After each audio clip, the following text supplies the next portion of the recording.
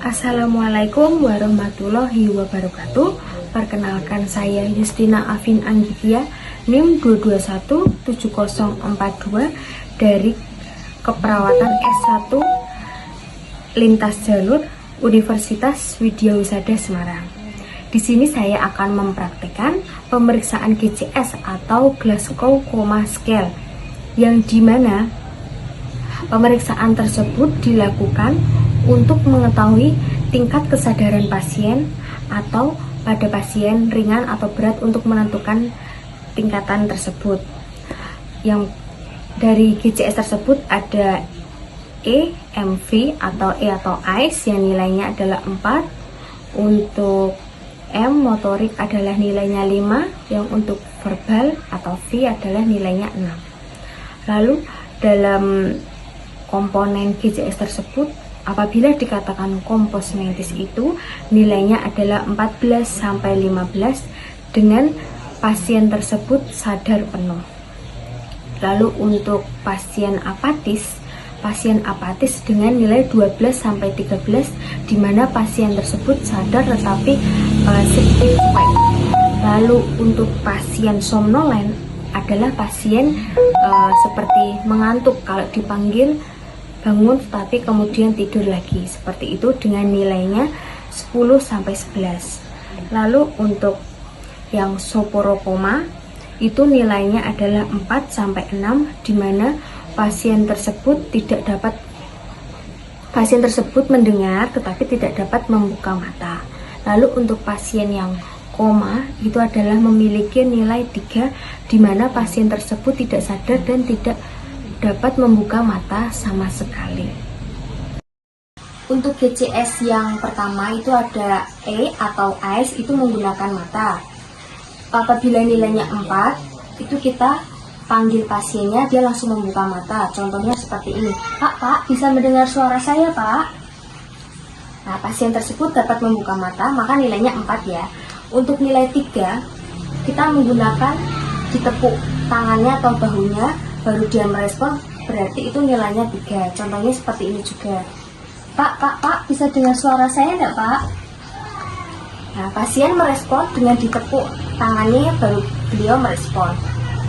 Lalu untuk penilaian 2, itu menggunakan cubit di bagian sternum, baru pasien dapat membuka mata. Contohnya seperti ini. Pasien akan membuka mata jika saya rangsang atau dicubit di bagian sternum. Lalu untuk nilai 1, apabila saya panggil atau saya tepuk atau berikan respon rangsangan nyeri, pasien tidak dapat membuka mata sama sekali. Contohnya seperti ini. Pak, bisa dengar suara saya?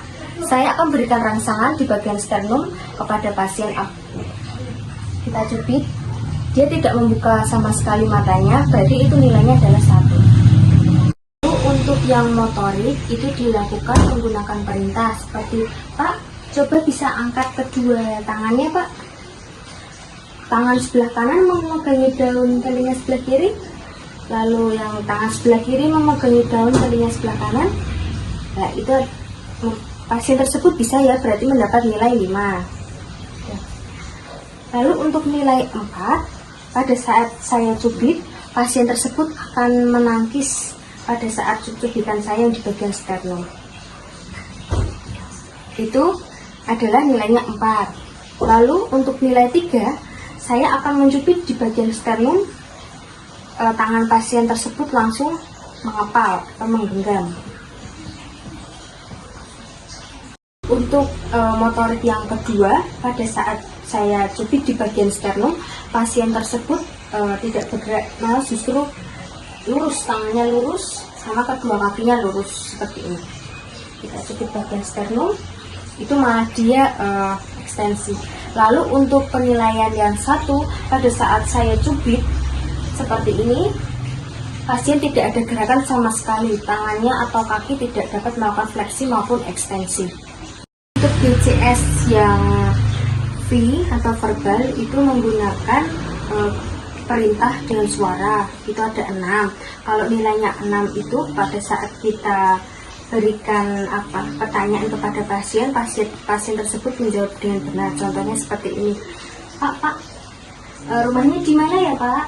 Semarang. Oh, di Semarang. Tahu nggak Pak, ini tuh di mana Pak? Di rumah sakit. Nah, berarti pasien dapat menjawab dengan benar, maka nilainya 6. Lalu untuk nilainya 5, pada saat saya mencubit di bagian sternum, pasien tersebut akan menangkis tangan perawat. Contohnya seperti ini.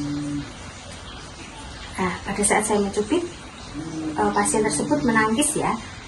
Lalu untuk penilaian keempat, itu adalah pada saat saya mencubit di bagian sternum, pasien tersebut akan menggenggam.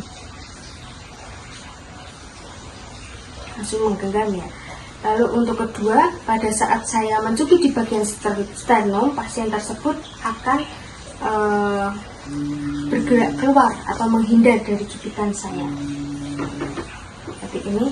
Lalu untuk penilaian 1 adalah pada saat saya berikan rangsangan nyeri atau dicubit di bagian sternum, pasien tersebut tidak bergerak sama sekali atau tidak mengikuti perintah dari saya.